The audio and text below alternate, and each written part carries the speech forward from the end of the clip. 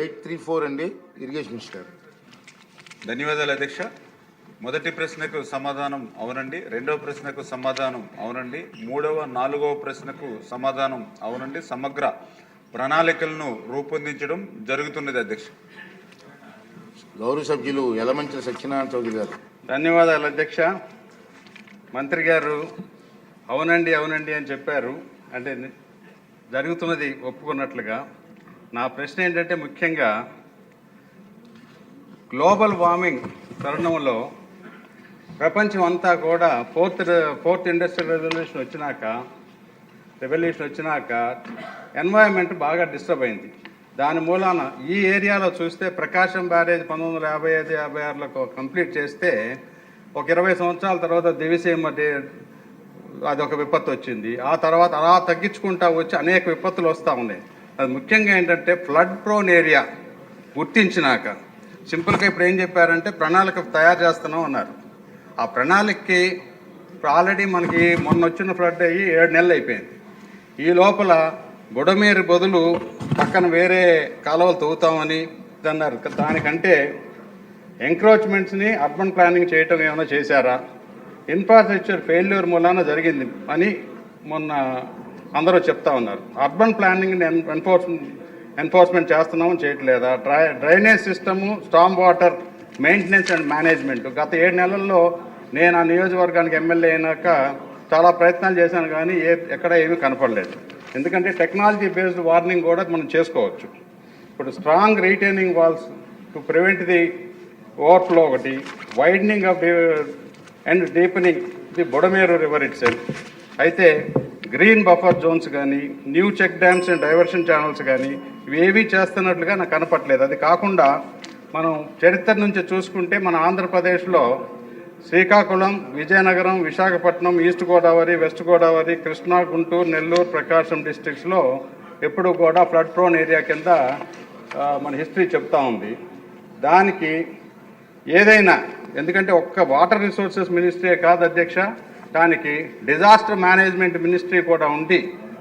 Prevent చేయడానికి pre arrangements ఏమన్నా చేస్తున్నారా, చేయట్లేదా? ఈ ఇద్దరు కూడా కోఆర్డినేషన్ చేసుకుని చేయకపోతే ప్రతిసారి మళ్ళీ నిద్రాహారాలు పోయి కొంత ప్రాణ నష్టం, ఆస్తి నష్టం. మొన్న కూడా 6,000 కోట్ల రూపాయల దాకా నష్టపోయి ఉన్నారు. నిన్నగా మొన్న హుద్దు వచ్చిన తర్వాత తిత్లీ 3-4 తుఫాన్లు గత 10 సంవత్సరాల్లో మనం ఫేస్ చేసాం. డిజాస్టర్ మేనేజ్మెంట్ వాళ్ళు కూడా ఎన్డీఆర్ఎఫ్ ఉంది, నేషనల్ డిజాస్టర్ ఫోర్స్, వాళ్ళంతా కూడా వాడుకొని కొంత మనం ప్లాన్ చేస్తే కానీ ఎప్పుడు ఏం జరుగుతుంది. ఎందుకంటే ఏ టెక్నాలజీ కూడా సైక్లోన్ వెలాసిటీని కానీ డైరెక్షన్ కానీ మార్చడానికి లేదు. అది ఎట్టి పరిస్థితుల్లో వచ్చి తీరుద్ది. ఎప్పుడు వస్తుంది అనేది చాలా తక్కువ టైమే తెలుస్తుంది. ఆ టైంలో అప్పటికప్పుడు చేయగలిగిన చాలా తక్కువ ఉంటుంది. కాబట్టి డిజాస్టర్ మేనేజ్మెంట్ మినిస్ట్రీ వాళ్ళు, వాటర్ రిసోర్సెస్ మినిస్ట్రీ వాళ్ళు, రోడ్స్ అండ్ బిల్డింగ్స్ వాళ్ళు కోఆర్డినేషన్ కమిటీ ఏదైనా పెట్టుకొని ఏమైనా చేస్తున్నారా, చేయట్లేదా అనేది నా ప్రశ్న అధ్యక్ష. ఓకే, వసంత కృష్ణప్రసాద్ గారు.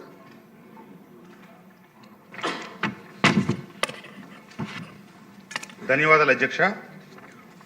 ఈరోజు బుడమేరు మీద చర్చ జరుగుతూ ఉంది. మంత్రి గారు మొన్న జరిగిన బుడమేరు నష్టంలో విజయవాడ జరిగిన విధ్వంసం అందరం చూసాం. ఈరోజే పత్రికల్లో 39.5 కోట్ల రూపాయలు కేటాయించినట్టుగా, దాంట్లో ఏమైతే ప్రధానమైన బుడమేరు కాలువ హెడ్ రెగ్యులేటర్ దగ్గర, వెలగలేరు దగ్గర ఉన్న గేట్లకి మరమ్మతులకి 1,08,00,000, మిగిలిన వాటికి దాదాపుగా 37.97 లక్షలు కేటాయించినట్టుగా పత్రికల్లో వచ్చింది అధ్యక్ష. అది మొన్న ప్రధానంగా బుడమేరు మీద ఎక్కడైతే గండిపడిందో అక్కడి నుంచి కిందకి 2 పక్కల రక్షణ గోడలు నిర్మించడానికి ఈ నిధులు కేటాయించినట్టుగా వచ్చింది. కానీ బుడమేరుకి మొన్న జరిగిన వరదల్లో ఆగస్టు సెప్టెంబర్ మాసాల్లో దానికి అనుబంధంగా ఉన్నటువంటి కోతుల వాగు, అలాగే పులి వాగు అని ఈ బుడమేరు కావచ్చు, ఈ వాగులన్నీ కూడా మా మైలవరం నియోజకవర్గంలోనే ఉన్నాయి. 70% పైబడి బుడమేరు మైలవరం నియోజకవర్గంలోనే ఉంది. మొన్న 35 సెంటీమీటర్ల పైబడి కురిసిన వర్షానికి ఈ వాగులు పొంగినందువల్ల ఈ వాగులు అన్ని పక్కల గ్రామాలకు రక్షణగా నిర్మించినటువంటి కట్టలు, పొలాలు తరచుగా వచ్చే వరదల నుంచి నివారించడం కోసం ఆ పొలాల దగ్గర వేసిన కట్టలు, ఇవన్నీ పూర్తిగా కొట్టుకుపోయింది అధ్యక్ష. అంతేకాకుండా ఈ వరదలకి ఈ వాగులన్నీ పొంగినందువల్ల మైలవరం నియోజకవర్గంలో దాదాపుగా 50 పైచిలకు చెరువులు కూడా దిగినాయి. ఈ కోతులు వాగు, బుడమేరు, ఏవైతే పులివాగు ఉన్నాయో వాటి ఒక్క కాలువలో కట్టలు తెగిపోయిన వాటికే ప్రభుత్వం యొక్క ఎస్టిమేషన్లో 30 కోట్ల రూపాయలు వచ్చినాయి అధ్యక్ష. చెరువులు కాకుండా ఇంకా సాగర కాలువల డ్యామేజ్ కాకుండా వాటి వరకే వచ్చింది. కానీ 3.8 కిలోమీటర్ల నుంచి దిగువ రక్షణ కట్ట కోసం 2 వైపులా వాల్ నిర్మించడానికి 37 కోట్లు కేటాయించారు. మళ్ళా రేపొద్దున కనుక వర్షాకాలంలో వర్షాలు మొదలైతే ఈ వాగులు పొంగి మళ్ళీ విజయవాడకి నీళ్లు వస్తాయి. తప్పకుండా వీటికి అప్పుడు తాత్కాలిక మరమ్మతులకు నిధులు అడిగితే మంత్రి గారు ఇస్తామన్నారు కానీ సాధ్యపడలేదు అధ్యక్ష. కానీ తక్షణ మరమ్మతుల కింద గ్రామాల్లో మేము కొన్ని పనులు చేయించాం. అప్పుడు చెరువులు వృధాగా నీళ్లు పోతా ఉంటే, వాగుల్లో నీళ్లు మళ్ళీ విజయవాడకు వస్తూ ఉంటే వాటన్నిటి ఆపాం. ఆ తాత్కాలిక మరమ్మతులకు చేసిన తాలూకా కూడా నిధులు విడుదల చేయాలి. అంతేకాకుండా ఇప్పుడు శాశ్వత మరమ్మతులు కనుక చేయించకపోతే, మొన్న లోకేష్ బాబు గారు వచ్చారు, చంద్రబాబు నాయుడు గారు వచ్చారు, మంత్రి గారు సాక్షాత్తు కాలువ మీద నిలబడి వారం రోజుల పాటు పనిచేయించారు అధ్యక్ష. కానీ ఇదే విపత్తు కనుక మొన్న 35 సెంటీమీటర్ల పైబడి వర్షం వస్తే విజయవాడ ఇంత విధ్వంసం జరిగింది. మైలవరం నియోజకవర్గ చరిత్రలో కనీ విరగని రీతిలో పంట పొలాలకి నష్టం జరిగి ఈ రోజు కూడా ఓటు వస్తూ ఉంది. రేపు గనక 35 సెంటీమీటర్ల అవసరం కేవలం 10 సెంటీమీటర్ల వర్షం వచ్చినా మొన్నటి జరిగిన దానికి మించిన విధ్వంసం జరుగుతుంది. కాబట్టి మంత్రి గారికి సభ ద్వారా నేను తెలియజేస్తా ఉంది ఏంటంటే, ఈ వాగులకి మరమ్మతులు చేయడానికి ఖచ్చితంగా తక్షణం నిధులు కేటాయించాలి. అలాగే సాగర కాలువ నీళ్లు రాక ఎప్పుడైనా వస్తూ ఉన్నాయి.